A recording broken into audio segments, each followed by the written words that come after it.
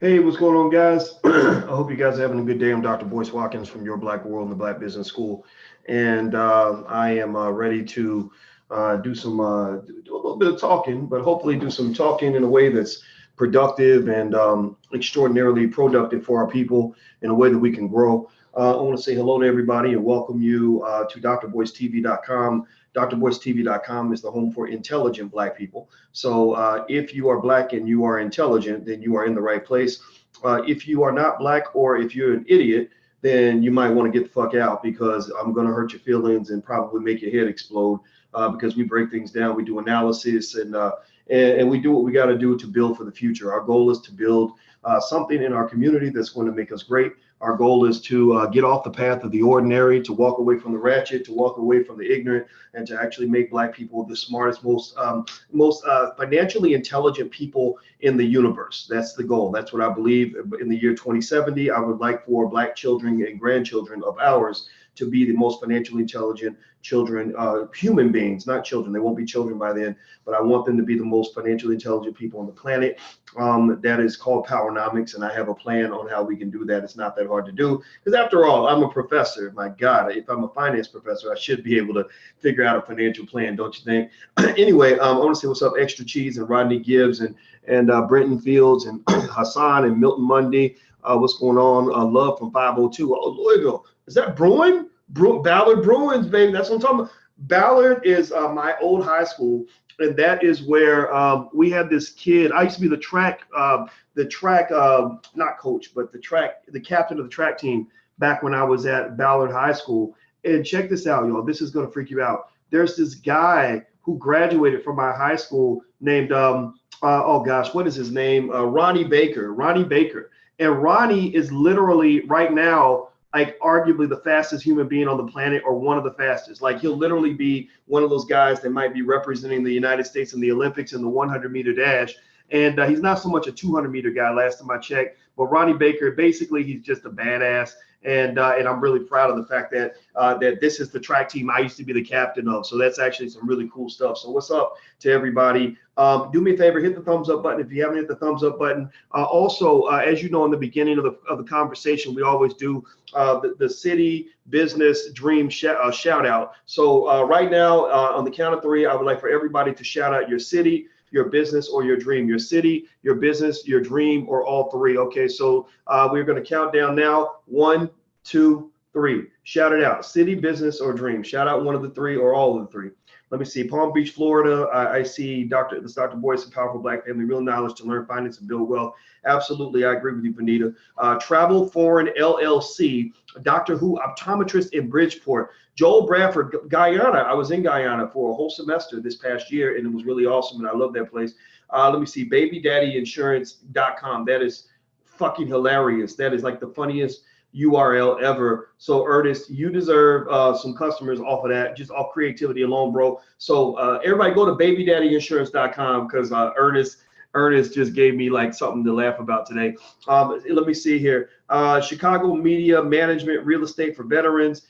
Benita, let's see. Christiana, Real Estate. In my zone, my dream is for the FBI to admit they assassinated Nipsey Hussle. Okay, I have a dream today.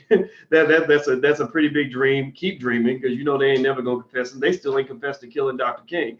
And we know about that. Dr. King's he had a white guy that was really good friends with him that spent 45, 50 years investigating what happened, and he wrote a bombshell book on how Dr. King got killed in extremely amazing detail. It's kind of amazing. John Doe Voice, have you ever thought about doing paid promotion on your channel? You know what? We actually have something set up, but we haven't actually implemented it yet. But we're going to have a URL at drboyceadvertising.com where we'll give you a chance to sponsor the podcast if that's something that you want to do. Looks like I got a little guest who has a question. Yes, ma'am. I am talking to my friends, but what would you like to know?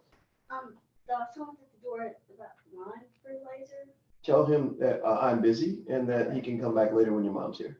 Okay. All right, and say hi, Tay Tay. Oh. Today, Taylor and I were learning our financial concepts. And what did you learn today? What are the two words you learned today? I learned income and learn. Speak up so they can hear you. Income and learn. Income and learn or Loan. We learned income and loan, and you learned that, and you got it done, and so now you understand those kinds. Very good. Yeah, tell him to just go away, and he can come back when your mom's here. All right. All right. All right. So that's me. You know, I talk the talk, so I walk the walk, and I think that it's important for you to see how we implement financial concepts in our household.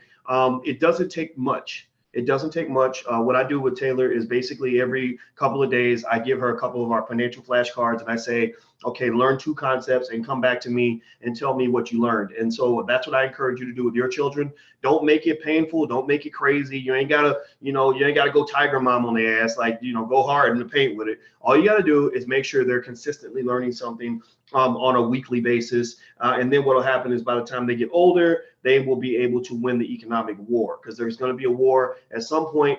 Some dude is going to come up to her and try to offer her money in order for a little something, something. And she's going to say, no, I'm already covered because my finances are good. So if I want to date you, I'm going to date you because I like you, not because I can't pay the rent. How many of y'all know? How many of y'all know? Tell me this. How many of you have ever seen somebody who dated somebody they did not like because they needed help paying the bills? Raise your hand. Raise your hand if you have ever met somebody who had to go through that, where they sleeping with somebody because the person is helping them pay rent, not because they love them, not because they treat them well, but because they're helping them pay the bills. Anybody seen that, or am I the only one? Has anybody? Exactly. Yeah, exactly. It happens all the time. So what I tell you is, if you have daughters, you got to get them financially intelligent and financially capable, so that when that man comes along and says, "Hey, girl, I could get your bills paid or whatever," they can come back and say, "Hey, I am good. Thank you very much. I have my stock portfolio. I'm straight." Yes, you have another question.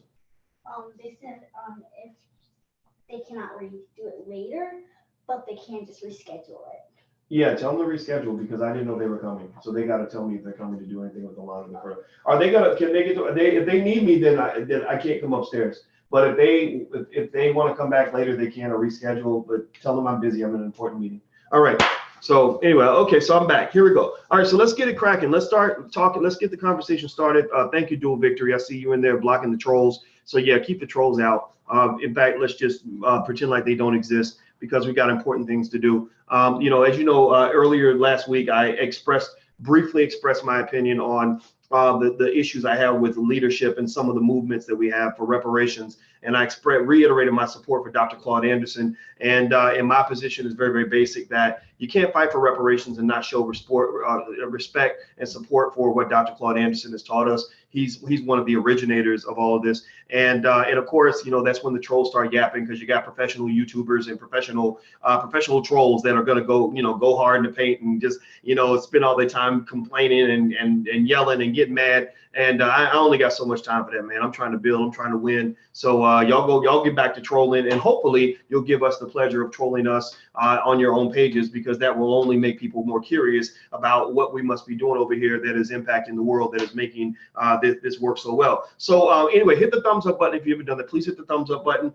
Also, drvoicetv.com is where you can subscribe to the podcast. And the other thing too, if you watch the podcast tomorrow at 2 p.m. Eastern, tomorrow is Tuesday, David Banner is scheduled to come through. David Banner will come through. I'll ask him a bunch of questions. We'll get a great opportunity to have a good conversation. I look forward to talking to David. I have a lot of respect for David. And also Willie D, another rapper, my homeboy, is going to help us with the All Black National Convention. We're going to partner with him. And of course, there are other guys that I really just love and respect, and women as well. So David will be the guy that will come through Dr. Voice TV tomorrow. All right. So with that said, let me talk about two situations. This is something that came to me while I was sleeping. So it's something that I wanted to share this with you in hopes that it'll help you to kind of frame things in a specific way. I was thinking about Nipsey Hussle. And if you guys follow me on Instagram, you saw that when it comes to Nipsey Hussle, I had some things to say. I talked about the fact that, we should be ashamed of how Nipsey died. Like, we should literally be embarrassed as a country, not black people, because as you know, when a black person gets killed, it ain't always black people that are doing it. In fact, even if a black person kills another black person, it's not as if the whole black community killed that person, because 99.9% of the black community has never killed anybody, right? If you've never killed anybody, I want you to tell me, say, no, I have not. Let me know. Have you ever killed anybody? Are there any murderers in the room? Has anybody ever shot another black person, especially another black person who didn't need shooting, who wasn't, who had done nothing to you? Tell me if you've ever shot another black person, right? Has anybody ever killed another black person? If you have not killed another black person, say, no, I have not. No, have you not? Yes or no? Yes or no? Yes or no? Yes or no? Yes or no? Yes or no? All right. So I see a bunch of no's coming up. Good. All right. And the reason I asked that ridiculously stupid question, I'm smart enough to know when I'm asking a dumb question, but I ask dumb questions for what I believe to be intelligent reasons. I ask this dumb question because I'm making a very simple point. The very simple point is this. A lot of times when you hear about, violence in our communities and we want it to stop and we're tired of it and everything else, a lot of people will say something dumb like, we need to stop killing each other, right? They'll be like, only way if we can get ahead is if we stop killing each other.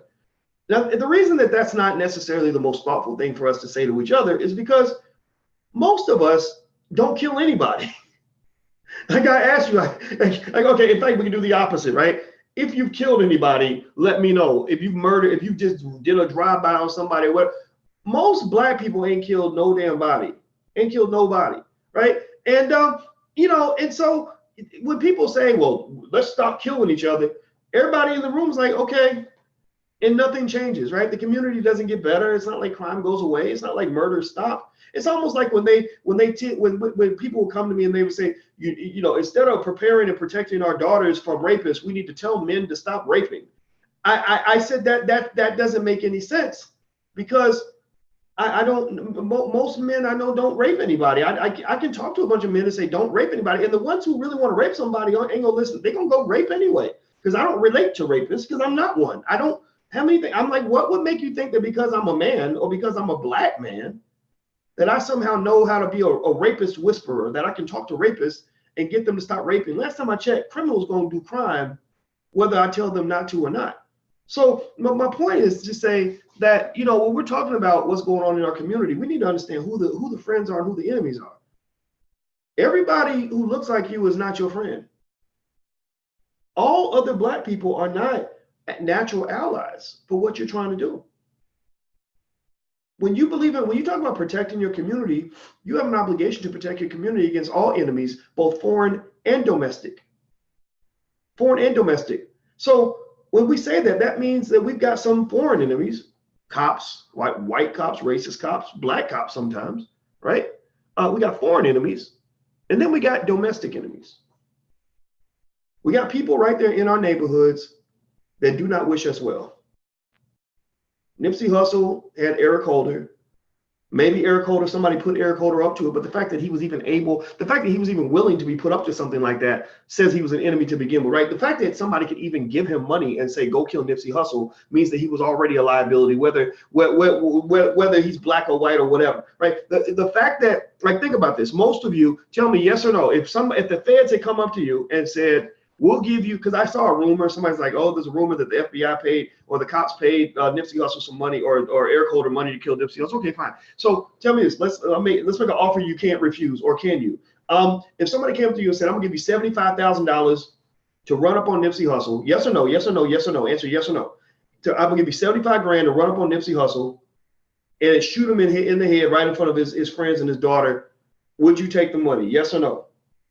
Now, Boomer said yes. I'm going to assume that you're lying because, okay, he said no. He must have accidentally said yes. It must be Tourette syndrome or something. No, right. So the fact that he was even, a person that would even consider an offer like that says that he was a liability to begin with, right? So even those who are more easily manipulated than others, even those individuals are enemies. Right, a lot of guys, say what you want about gang culture and everything else, but one of the codes of etiquette, one of the codes of conduct amongst, real men and real women is that you don't snitch and you don't flip on your friends. You don't go and shoot somebody down or take down your homeboy because somebody offered you money or because they got something on you or they threaten you with more jail time. You just say, well, give me the time because I'm not going to do it, right? Or maybe you see the greater good. So, in the case of the Nipsey Hussle situation, what bothers me about this is this simple fact. Thank you, Stacy Doe, for your donation. I appreciate it. And as Vicky Dilla says, may it be returned to you 1,000-fold. Here's the thing that bothers me. Here's what we should be embarrassed. Here's where we should be embarrassed about the Nipsey Hussle homicide.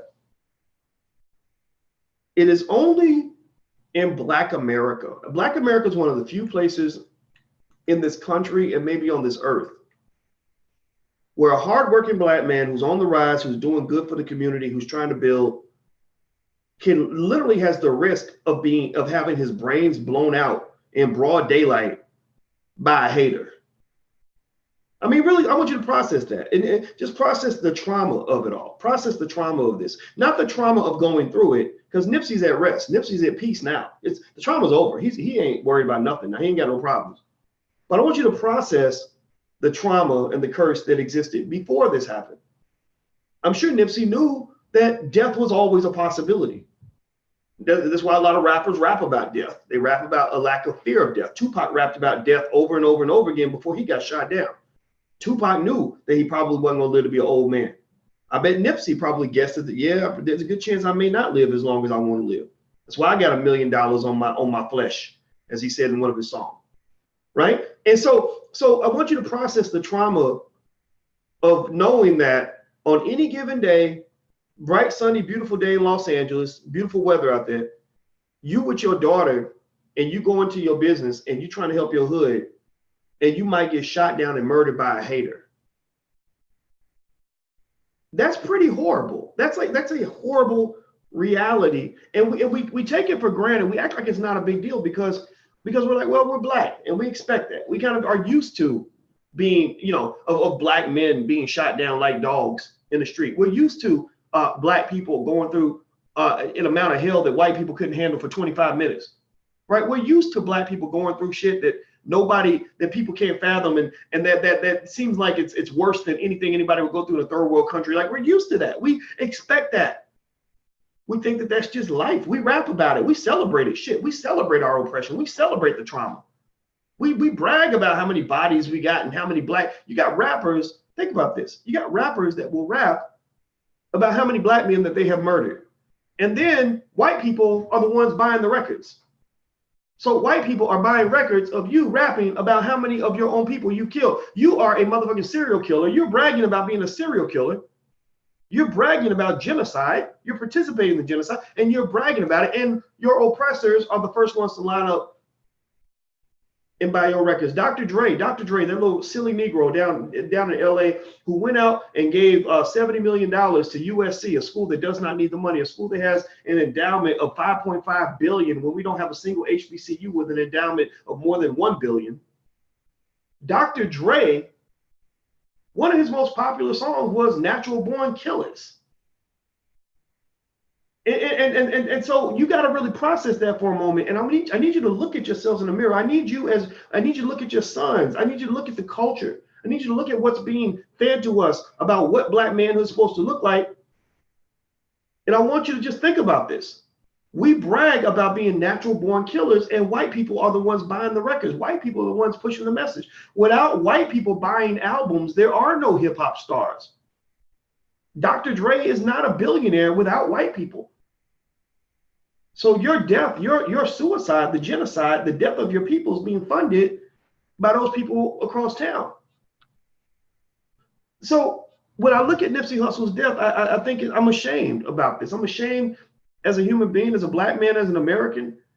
I don't know all the solutions to this. All I know is that this shit ain't right. It ain't right. It ain't right that a black man has to walk around with trauma on his back and fear on his back.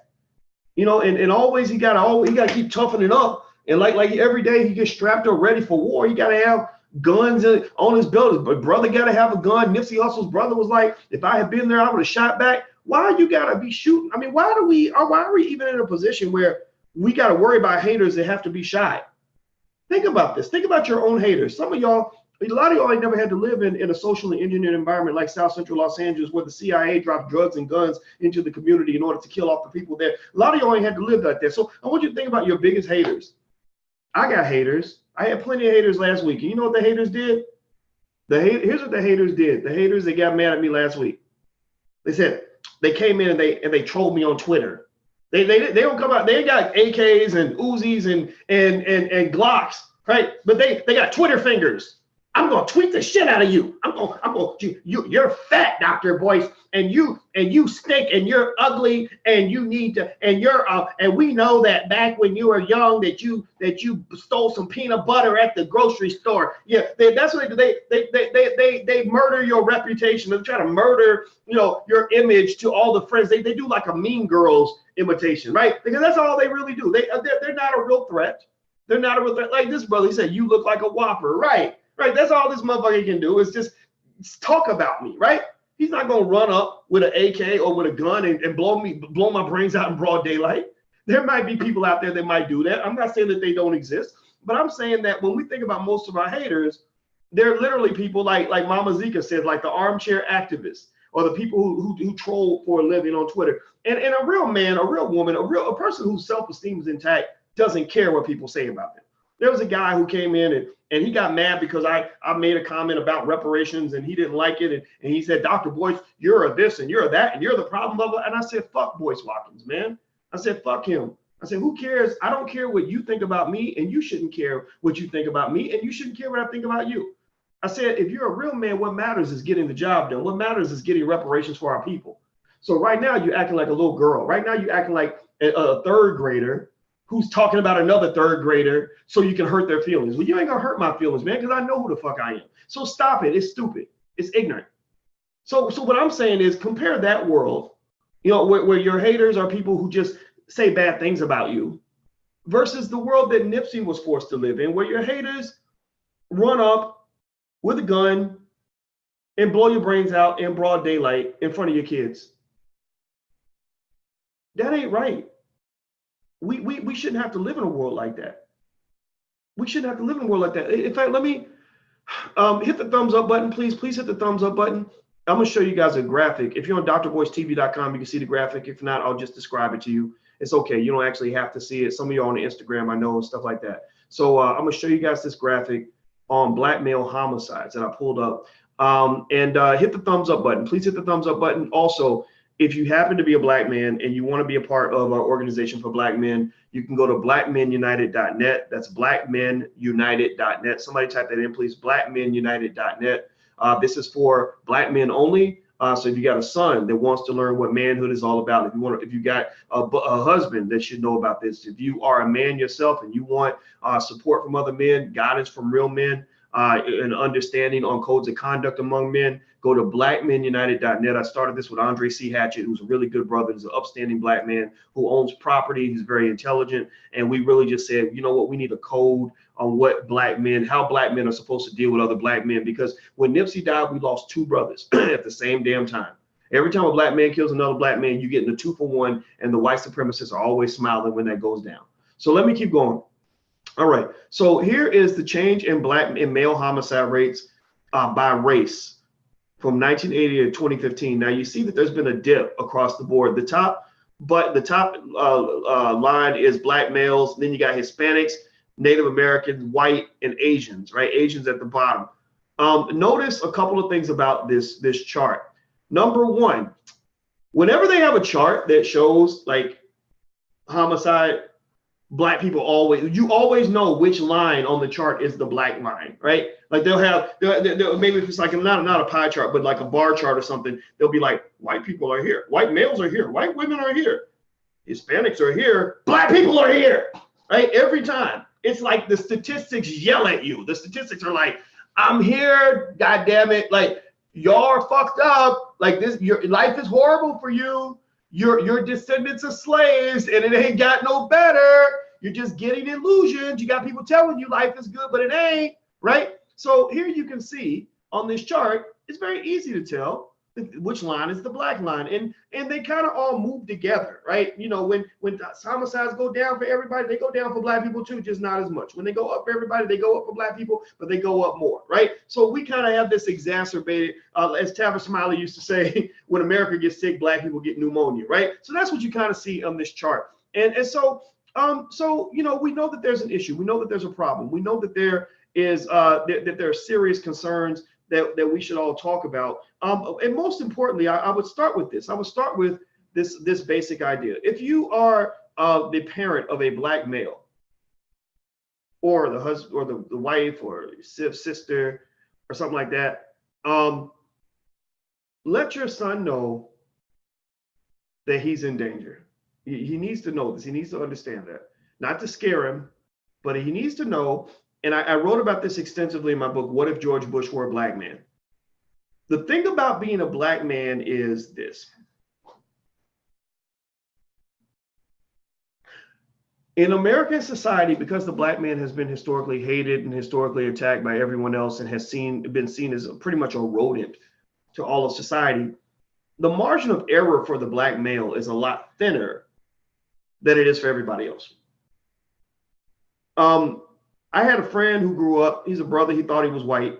You know, I remember when we were little kids, I remember him saying something stupid to me like he had a girlfriend. This little girl became his girlfriend. And the first thing she said to him is, you're pretty cute for a black guy. And he was like, she said, I'm cute for a black guy. And even at the age of 9, I was like, Negro, what is wrong with you? You know, like that's not a compliment. That's an insult, right? I was in the 4th grade, but I was kind of thinking like I knew something wasn't right about that. I said, that ain't no compliment. What the hell? But anyway, he grows up, he ends up marrying a white woman, all this other stuff. And you know, and he got to college and he joined this fraternity with white guys. And when he joined this fraternity, the white boys did what white guys do in these white fraternities. They were wilding out constantly. They were getting drunk every weekend. They were breaking the law. They were using all kinds of drugs.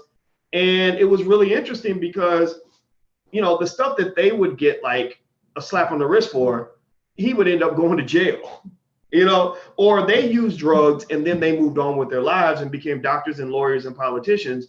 Years later, he was still a drug addict, you know, and again, I don't know if that was more of a personal failing on his part or if it was more just a sort of the fact that for us as black men, I don't think that we're able to get away with as much bullshit as everybody else. Like when I was at Syracuse University, you know, I think Syracuse University probably produced more alcoholics than college graduates. I mean, everybody would drink in Syracuse. It was kind of ridiculous. I didn't understand it.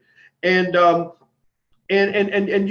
remember thinking, I said, gosh, with all the underage drinking, all the drug use, I said, it'd be interesting if these were a bunch of black men, half of these kids would be in prison but they'll never raid a college campus the way they will raid a house in the hood, right? And so ultimately the black male has a small margin of error. And I want to ask you a question to help you understand what I'm talking about. Ask you this question. How many of you know a black male who has been incarcerated? How many of you, yes or no? Yes or no? How many of you know a black male who has gone to prison or jail or is in the system or something like that? How many of you? Raise your yes or no. Okay, I see Michelle says yep. Jay Damon says yes, or me. Dia says yes. Dark Joker, get GA Rose, Jose, L Bales, Content 01. Boyce Littlefield, that is so cool. I have not met anybody on my live streams with the same name as me. It's very nice to meet a relative. Waterman Kerr, Joy Yvette, Bossman MK, Breakthrough Trading. Okay. All right. Yeah, I see a lot of yeses. All right. Next question. How many of you know a black male who's been killed? Maybe killed before the age of, I don't know, 40. Right? 40. I think 35 is when you're technically no longer a young black male according to the stats. How many? I see men. Okay, Lando says many men. Many of us know men who've been killed. Many of us know men who've been incarcerated. How many of you know at some point or have known a black male who did not have a job, who was unemployed, who was marginalized on some level, just wasn't able to make any money, maybe living in his mama's basement, sitting in his drawers smoking weed and playing Xbox every day. Got babies, mamas, run away from the courts, can't pay child support, right? So, the fact that so many people are saying yes right now, so many of you are saying yes, yes, yes, yes, yes, and I answer yes to all those questions. I mean, you asked me those 3 questions, I got to put up both hands in a leg because this was my experience. This is what I saw, in my community. This is what I saw in my family. This is what I saw with my friends. My homeboy, best buddy, best friend in the world, Greg Wilkins, when he got murdered in Louisville, Kentucky, when I was 26. In front of his daughter, got his brains blown out in front of his daughter. Just jail, all of that, right? Like that's kind of the black male experience in America. And what occurs is that we take this this trauma, and because we know how to make lemonade out of lemons, we package the trauma, and we almost get to the point where we celebrate the trauma. Like we almost think about this. Why is it that you have rappers that sell music to white people in which they're bragging about how many black men they've murdered, right? Like why would we ever think that it's normal to have a culture where you have, you know, lots of rappers, not just one or two, a lot of rappers with teardrop tattoos and whatnot, bragging about how many black people they've killed. You know, I mean, why would you get mad at the Klan for killing black people when you're killing black people? Like that doesn't make any sense. Like, are you just offended by whose bullet or whose gun the bullet came out of? Is that what it is? Like no, don't you go kill my brother. I need to kill him. I need to kill him myself. If anybody gonna do some killing around here, it's gonna be me, right? Well, I mean, if a black man's dead and he's killed by a white guy, a white cop, or a black man, they're still dead. They're still dead. Right, Boomer says you can't blame us for the violence. I agree, but I don't agree in the sense that we can't blame ourselves for the creation of this environment, but we can certainly become self-reflective in our desire to celebrate the environment, in our desire to sort of almost act like that's like a normal part of life, and that's not normal behavior. That's not normal life, and so what would occur is, you know, you have a lot of black men that unfortunately, because of the media, because of the racist white media, and I'm gonna give you a solution to this in a minute. I'm not just talking about it. I'm breaking it down so you understand what I'm seeing here. A lot of black males who create a culture around this. You know, it was really hard for me, you know, to hang out with some of my black male friends because I had some friends that just, you know, like were just fucked up, for lack of a better phrase. I didn't know what to do with them. I was young. I'm 19 years old, and I'm cursed. I'm cursed because I'm cursed with analytical capability. I'm a mathematician, so I know that 2 + 2 is 4. I've known that for a really long time. So 2 + 2 is 4 is what leads me to say, wait, if you're getting drunk every single weekend, then you're making yourself vulnerable because there's a good chance you might get arrested. You're going to do things that you normally wouldn't do. You know, my friends getting shot up at the club because everybody's drinking. You're not going to be able to accomplish anything. Like you know, and it wasn't like I was making fun of anybody or attacking anybody. It just told me that there's something in our culture where maybe we're submitting to the oppression to the point where we become co-conspirators in our own demise. We as black people become, you know, participants in our oppression. But like literally, we need to put on a hood and a white robe and a hood and just say, I'm a Klansman now. I'm a Klansman, y'all, because I want to see black people die too. And so you know, what it led me to figure out early is that the best way for me to be a black man is to get away from black boys. You know, it taught me that I couldn't, that there were certain things happening around me with my brothers that I could not participate in. I said, wait a minute, hold up, man. You 35 years old, you fucking everything that moves because somebody on TV told you that's what manhood is, and you fucking raw and making babies everywhere, and now you can't pay your child support, and now you run away from the cops because you can't pay your child support. Again, I'm a mathematician, and I learned a long time ago that 2 + 2 is 4. You're fucking every woman that moves. Some of them women are getting pregnant. And you're expected to come up with money to pay for all these damn kids. And you're a marginalized black man with no education. And so how are you going to do that, man? Like, how are you going to get out of this trap if we building bigger traps? You know, it didn't add up to me. So I realized, what I realized was this. Here's what I realized. Okay, please hit the thumbs up button. I'm going to tell you, I want this to close in on a solution. I want this to close on something that is going to help us walk away with something. I'm not here just to complain. I'm certainly not here to disrespect other black men. If you've been caught by some of this stuff, just know I'm not disrespecting you because you were taught these things. Somebody taught you how to be a little boy. Somebody taught you how to be full of shit. Somebody taught you how to be all talk with no action. Somebody taught you to desire ignorance over intelligence. Somebody taught you to think that black male death should be celebrated in white media. Somebody taught you that shit. So don't think that I am dissing you. I'm not dissing you. I'm probably claiming directly and deliberately claiming whatever little OG status I have as a black man who's not a little boy anymore. I'm not a kid. I'm 47. I'm claiming whatever little OG status I have to say to you, let's take a step back, black man, and let's reevaluate who we're supposed to be. And when you evaluate who you're supposed to be, What has to happen is that this reevaluation must occur in a vacuum that is disconnected and disjointed from all the systems and distorted cultures that have been presented to you since you were a child. You must step away from the bullshit for you to get focused on the real shit. You got to get away from the nonsense before you can figure out how to make dollars and cents. You know, you need to get, you don't let the white man tell you how to be a black man. Like, that's a very bad formula, but that's what happens in America. We let the white man tell us how to be a black man, and then you end up not being a man, and you don't even know why. Your children ain't got a man raising him. Your children are like, my daddy ain't shit. I have no respect for my daddy. I had a friend, again, I told you, when I was young, I had the curse of knowing that 2 + 2 was 4. A lot of my friends either didn't know it or didn't pay attention, but I knew 2 + 2 was 4. And I remember when I was young, one of my friends, he pledged a fraternity as a freshman. And I read somewhere that pledging as a freshman isn't good because it gets you into all kinds of shit. So he pledged as a freshman. I remember when he took his first drink on a college campus.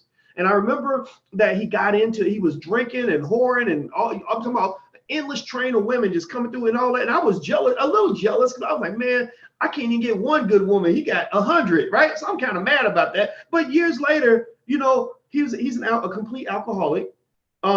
His children have zero respect for him because he went to go pick up his son and he fell asleep he passed out on the front lawn. He's got 25-year-old people, 2 or 3 of them that show up on his doorstep and say, you know, you my daddy, right? What the fuck is that, man? What the hell, man? I'm not dissing because somebody taught him somebody taught him how to behave this way, but I'm kind of like, we probably need to analyze and figure out what's going wrong with our code of conduct, or do we even have one as Black people? Do we have a code of conduct?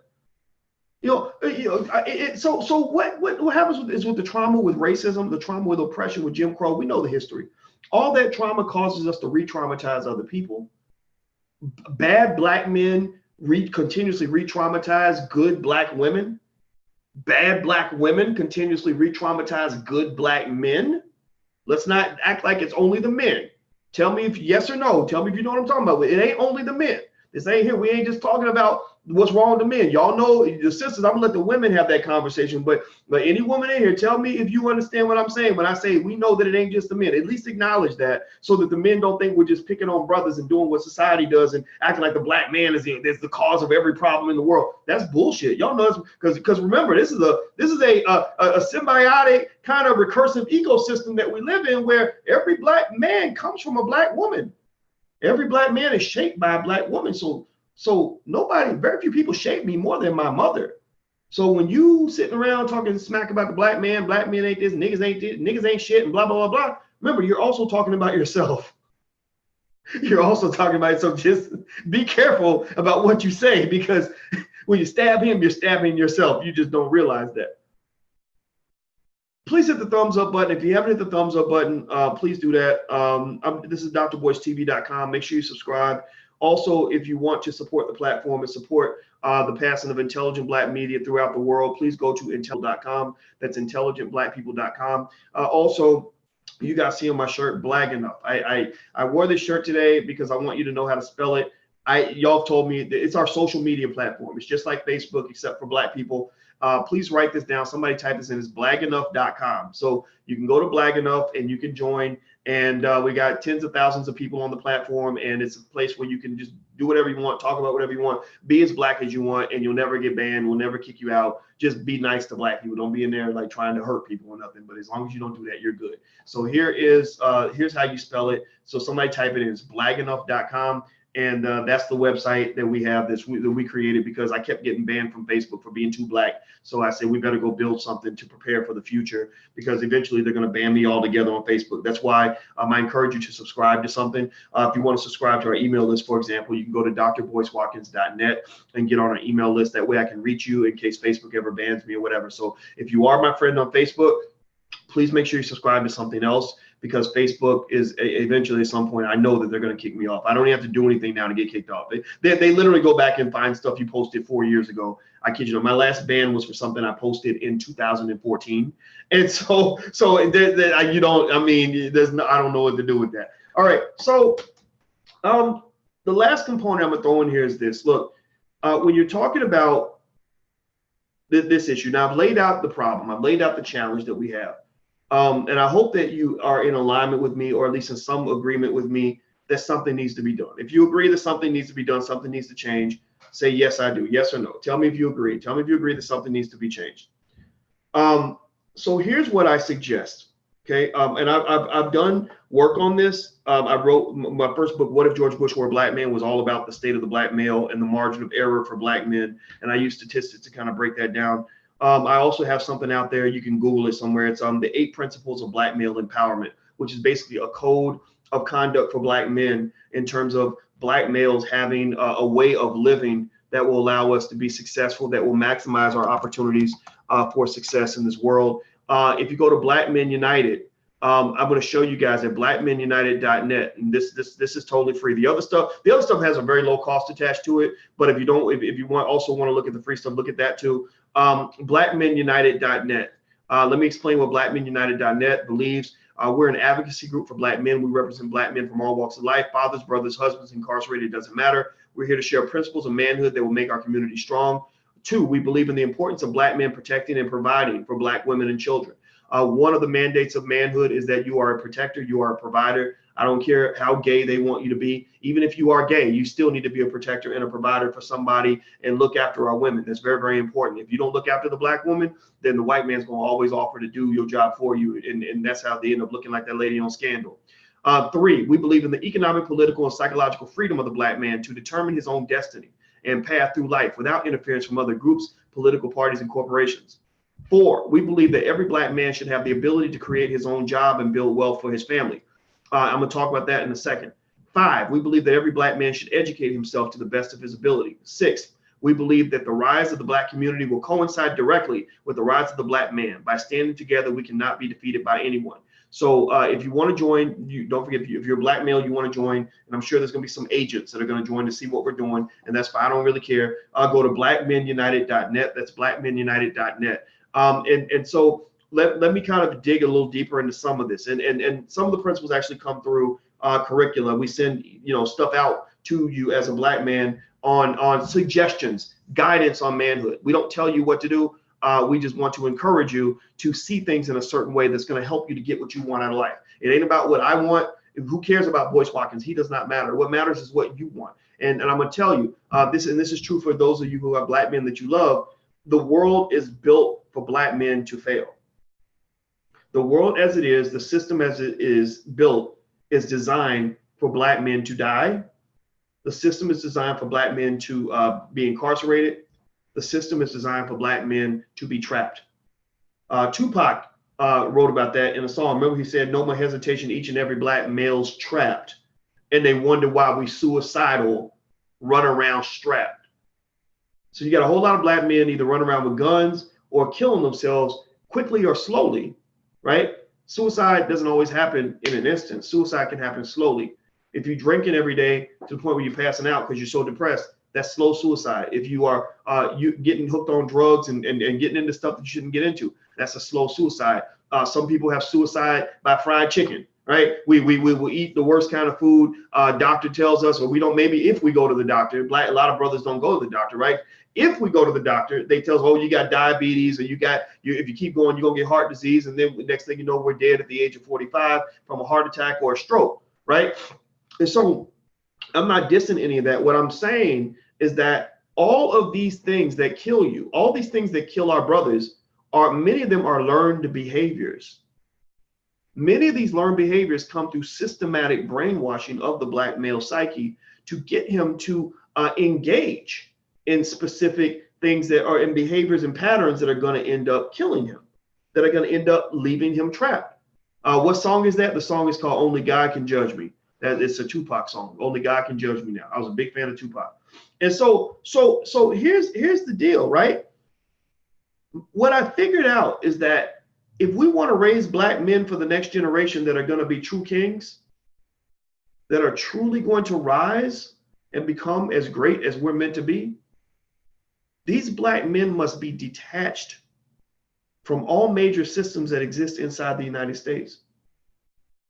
It doesn't mean you don't know what's going on, but you must look at all of this as an outsider. The greatest asset, the greatest benefit I had in my life that allowed me to escape the misfortune that hit many of my black male friends was that I was an outsider. I used to think being an outsider was a bad thing. I used to hate the fact that I wasn't one of the cool guys, or that I wasn't the first one to get the girl, or that I didn't always know the latest dances and I couldn't dance, and black people make fun of me because I can't dance, right? But then I realized that's not a liability. That's actually an asset, because I'm not getting caught up in the bullshit and the ridiculous behavior and the anti-intellectualism that's destroying so many black men who look like me. It's for example, you start with the school system. The school system, we know, statistically speaking, has destroyed black boys since it was built. So if you have the ability to do this, you must educate your own children. Not if you scratch that. Fuck that. This is your child. You do what the fuck you got to do. You get your baby out of that damn school if you can. If you got to send him to school, that's fine. Just educate him when he gets home. Give him his real education when he gets home and he gets with you. You get him on the internet. You get him, you say, we're going to watch a Boyce Watkins video. He cusses a lot, but if you look through all the cussing, you're going to find some information that's different from what that white lady told you at school, right? Because Boyce ain't going to tell you to be all feminine and weak and all that shit. He's going to teach you how to be a man, right? Just like my daddy taught me to be a man. You look at media. Black males must detach from media. If you get your media from a better source. Go to black media. Go to media that's more consistent with the value system you have. But if you look at all these clear channel stations, for example, all across the country, all they do is they spit poison on repeat. All they do is continuously crank out negative energy toward black males, negative imagery about the black male that black men internalize, and they end up thinking that their goal is to look like a thug and to just act thugged out. And then the girls start thinking that thug shit is cool. And next thing you know, it ends up being this thing where the smart kid is seen as a nerd. The one who says, I don't really want to go to the club. I want to sit at my computer because I want to be the next Mark Zuckerberg. We didn't applaud that shit. We only applaud it once he goes out and makes $1 billion, right? But before that, we make it funny. And we're like, oh, you need to have more fun. When I was in college, I was the #1 African-American student on the entire campus. GPA-wise, I had the highest grade point average of any black student on the University of Kentucky campus. Let me tell you something about that. Number one, that was ridiculous. It was ridiculously easy to do that. It wasn't that hard. I could have explained to anybody exactly what I did to make straight A's. But you know what? You know why nobody listened? Well, because they were off doing other stuff. They were doing black people stuff. Every weekend when there was a party, they would be at the parties. Whenever, after studying for an hour and a half, they would think that was long enough. Ooh, I'm tired. I'm going to go watch TV. They'd be watching TV. I'd be like, why are you watching TV and playing spades? We should be studying, right? Ling Chow from China, they over studying. They study as hard. They work as hard in their books as we work on the damn basketball court, right? My Russian, I didn't have Russian friends. I knew a couple in my PhD program. They study 12 hours a day. The Jewish kids are learning about wealth at the age of 10. They know how to run a bank by the time they're having their bar mitzvah. Their parents have spent years saving and investing, making their education the #1 priority. Nigerian families are telling their children that you don't come up in this house with a B on your report card. You must have A's on your report card. Right? Every other culture is teaching excellence and power and empowerment and long-term planning and strategic energy to produce long-term power. And we up here just trying to stunt. We up here trying to be cool. We trying to look fly. We trying to fit in. We hashtagging and shit. I swear to God, I don't give a fuck. Excuse my French. I know I got people talk all the time. They're like, boys, you got a lot of haters out here. How'd you get so many? I think I have haters because haters know I give 0 fucks about what you think. You cannot hashtag me to death. Somebody told you that a hashtag means something. It don't mean shit. You still broke as fuck, living in your mama's basement at the age of 46. You deserve no respect. The reason you hashtag and the reason you are internet gangster is because you ain't got nothing else going on in your life. You don't own no property. You ain't built no business. You ain't built a school. You ain't did nothing for the community. You can't take care of your damn kids. So all you got is Twitter. So you going around with these little punk ass Twitter fingers thinking you're really doing something. I'm sorry, but you're not. You're not. I have zero respect for that. You know, so what I'm trying to say to you is that as black people, especially for black men, I suggest that if you want to raise an extraordinary black man, you detach him far enough from the culture that he can see the big picture and not the small picture. You detach him far enough. Like my daddy, this is my daddy. My daddy was a brother. He was a regular black man. My daddy went to the Vietnam War. You know, he had a lot of black friends. You know, he grew up in that Superfly era. I got old pictures of my daddy dressed like in a way where you really thought he was a pimp. He must have thought bell bottoms, big ass hat with a feather. I mean, just all of that, right? So my daddy was always a cool man. He always got along with other brothers. But one thing my dad did that was wonderful was my father would detach me from the culture like a king. He didn't call me a king, but I watched him operate as a leader and as a strong man, as a king. So I identified with that. And so watching him is one of the things, for example, like I'm not a bully, but bullies don't scare me. Bullies, you can't bully me. Like that just doesn't work. I ain't gotta be a bully to show you that a bully's not gonna pump me. But y'all see me on here with people like Damon Dash and stuff like that who have pretty strong personalities. And I might be very polite and I might smile and just kind of laugh it off. But you're not gonna bully me because I learned from my father. I know the psyche of a bully. It doesn't intimidate me, right? So my point is so my dad will pull me to the side and he would be like, okay, you see that motherfucker over there sitting on the ground. You see that homeless wino over there? And he'd be like, yeah. And I'd be like, yeah. And he'd be like, we went to high school together, and he was a really good athlete, and he was gonna be a college basketball player. And I'd be like, well, what happened? And then he would tell me what happened. He would tell me about the mistakes he made. He's like, yeah, he started, up with heroin or whatever. And then next thing you know, blah, blah, blah, blah, blah. And that's how I learned that one of the traps for the black male is drugs. That's why I don't touch drugs. I don't touch even alcohol. I don't touch liquor. Doesn't mean I'm not gonna make fun of you if you drink. Some of y'all drink and it's okay. Don't think I'm making fun of that. What I'm saying is that I remember thinking, okay, if I'm a black man and I'm a king and I'm a leader and I want to win and I want to compete and be at the top of the level or the top of the pile, I probably can't compete as effectively if I'm always drunk as I can when I'm always sober and alert and mindful of my situation, right? So the black man really has to be taught how to be a soldier. That's why I have a lot of soldiers. If you are a veteran, let me know. And because I have a lot of veterans that follow me, and I didn't understand why I had so many soldiers that follow me. And I think first of all, thank you for your service. If you have served, thank you so much for your service. Because without people like that, we wouldn't be safe. Like I don't care what anybody says about the politics of it all. I support the troops, no matter what. I just do, right? But I think that the reason a lot of veterans and soldiers pay attention to what I have to say is because I think they kind of get it. They kind of get the idea of being on a mission. They get the idea of having an objective. They get the idea of action versus talk. And I think that for the black man, there has to be a little bit of that soldier mentality injected into your son very early, because he's going out into a world where every single day somebody's trying to kill him.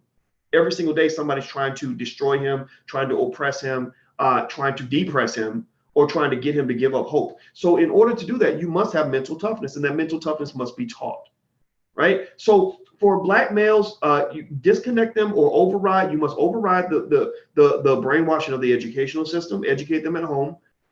You must override media. Get them exposed to black media so they don't follow white media, because white media will fill their brains up with bullshit.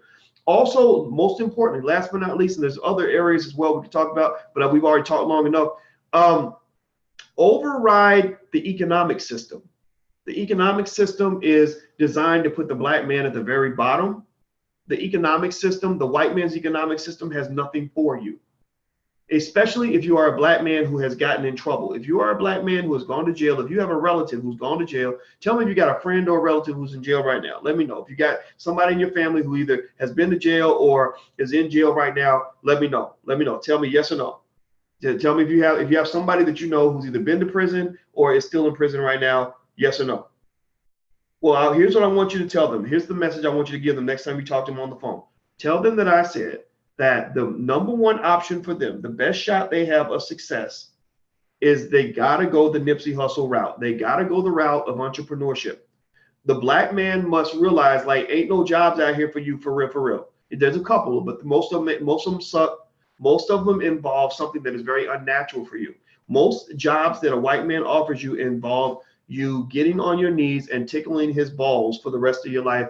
And as a man, that's just not natural for you. That will kill you psychologically and spiritually. So in order to override that, the black male, every black man, and not some black men, not a few black men, every black man must know the basics of starting a business. Almost like how the Boy Scouts, everybody learns certain things to be an Eagle Scout or to be a boy. Well, every black male, to be a black male, should know how to feed his family without the system giving him a job or giving him the job that he wants. I know that it's a tough mandate, but I'll tell you what, we do have rules that most black males know how to play basketball. If every black male can shoot a jump shot, then every black male can fill out the form for an LLC, right? I was a pretty good basketball player, and I learned all the moves, and I learned how to dribble, and it just came down to practicing. I could shoot 3-pointers and all that, and I'm not even a great basketball player, but I just kind of felt like as a black man, every black man is supposed to know things about basketball. Well, now every black man must know something about business, so you can learn how to hustle up your money, or at least be able to partner with other people that look like you, in a space where we as a black community create what I call fertile economic soil, where a black man who wants to get ahead economically has opportunities that are out there in his community, as opposed to having to always go beg white folks to do something that white folks have never done in the history of this country. White people in America didn't just start being mean to you. They didn't just start oppressing black men last week. They've been doing it consistently for 400 years. So it's about time that we get the memo and stop believing the lies. The lies are that everything's good, everything's fine, everything's gotten better, there's opportunities for you. All you got to do is learn how to behave. Or if you want to get in a Hollywood movie, all you got to do is just be feminine and gay enough for us to put you in a movie. Or if you want to get a job at corporate America, all you got to do is bow your head a little bit and not be so intimidating, or whatever. And I'm just telling you, you got to detach. You must get out. My favorite film director in Hollywood right now is Jordan Peele, because I watched his movies very closely, and I watched his show, The Twilight Zone, very closely. And I said, oh my God, this is one black man in Hollywood who has figured it out. Get Out, when he did the movie Us. The movie Us was all about becoming untethered, like disconnecting from white liberals, right? And disconnecting from the system. When I watch Twilight Zone episodes, he's doing the same thing. He says it's fascinating to me. And so it's really that simple. You got to get out. You got to get out. So for black men, long story short, override educational system, override systems of media, override the economic system. A black man who is self-educated, who isn't caught up in toxic black male culture, if I want to use that term, I use it loosely because I don't want it to be misconstrued. But we know that there's toxicity in some of our culture. We know this. And also a black male who has overridden the economic system has his best shot to succeed. Those are the men who get ahead. Those are where the Nipsey Hussles come from. If you look at Nipsey Hussle in his life, Nipsey Hussle was not like his friends. You look at Ice Cube. I brought up Ice Cube because Ice Cube and Nipsey Hussle very similar. Both got the South Central experience. I'm sure they were friends. Both of them making boss moves in business, et cetera. Both of them experiencing some degree of marginalization. You saw this week, Ice Cube was complaining about trying to buy the TV stations or whatever he's trying to buy, and they're trying to block it, right? So it's kind of like a common experience. And if you pay attention, neither one of these guys were typical. Neither one of these guys, they understood the culture, but they were not of the culture. It's like being in a club, right? There's a difference between the person who is popping bottles and spending all his money and getting drunk versus the owner of the club who's in the club and telling other people to pop bottles and get drunk and pay money, right? The owner of the club is going to party with you for a minute, but then he's going to go in the back and he's going to be counting his money while you out here getting high and having fun, right? He wants you to have fun so that he can go get his money, right? But he's only going to go so far. He ain't going to really be drinking as much as you're drinking. He's not going to be popping mollies like you popping mollies because he's got to stay focused, right? And so if you look at the mindset of an Ice Cube or a Nipsey Hussle, again, I don't know these guys that well personally. I haven't met either one of them, but I know people who know them, right? And I've watched them very closely. You will see that they were just not like everybody else. So the black men who are most successful are the black men who are not like all the other black men. That's just being real. It ain't saying black men are bad. It ain't saying black men are garbage or black men are losers. It's to say that if you want your son to succeed, get him out of the matrix. Get him out of the fucking matrix. You got to do that. So long story short, let's go ahead and do this. Do me a favor, please hit the thumbs up button. If you haven't done that, please hit the thumbs up button.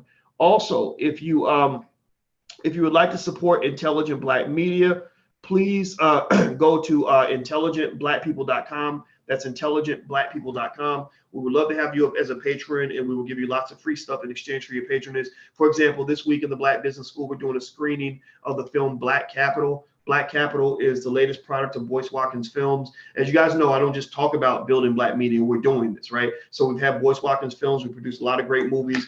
We put on a lot of directors who are now famous. You know, Dorian Chandler made Resurrecting Black Wall Street, The Blueprint. She worked with Estia Brown to create the Black Love Blueprint.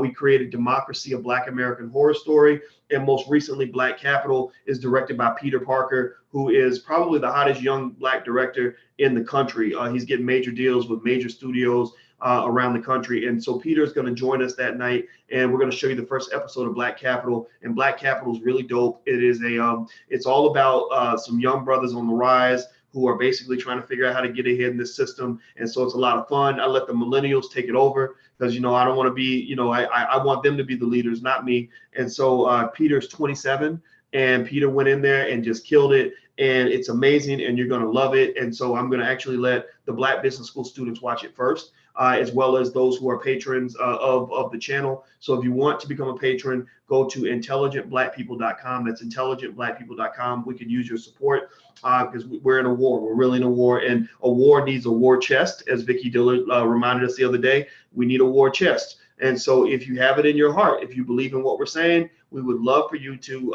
engage in some sort of action that is consistent with what we're doing so that we can all get this done. We must support our institutions, and we're going to do our best to always represent you and to give you something in exchange for the value you're giving us. Also, last but not least, I want to remind you, summertime is coming. So if you haven't thought about it yet, I hope you'll consider enrolling your children in our Black Millionaires of Tomorrow program, which is our Black Business School for children. It will be a great program for them to do over the summer. We have digital and animated videos. We spend a lot of time with experts putting this together just for our kids. We have puppet shows and cartoons that explain financial concepts. Self-study exams so you can make sure your child knows the material cold. Also, they can get a degree from the Black Business School when they're done. So if you want to check out that program, you can go to blackmillionairesoftomorrow.com. That's blackmillionairesoftomorrow.com. And of course, you may already know about our financial flashcards and financial workbooks for children, which are at financialflashcards.com and financialworkbooks.com. So when we talk about educating your children, we provide you with low-cost tools that will help you get that done. I'm here with you all the way. And if you'll have me, I would love to support you and your family in the process of educating your children and preparing them for the next generation. But just know at the end of the day, my goal is to build economic warriors, economic soldiers. So if you want your child in that space, you don't have to do it all by yourself. We're here to help you. We have experts on deck that can help you get all that done. So I'm out of here, guys. Don't forget our social media platform is at blagenough.com. And please hit the thumbs up button on your way out. I'm about to go get to work. And so thank you all very, very much for your support and your time. I appreciate it. And you guys will see me soon. And also tomorrow, don't forget 2 p.m. Eastern, we'll have David Banner in here. Thursday, we'll have Dr. Claude Anderson. And I got a couple other people I'm bringing in too. So I'll see you guys soon. Have a good day. Talk to you later. Peace.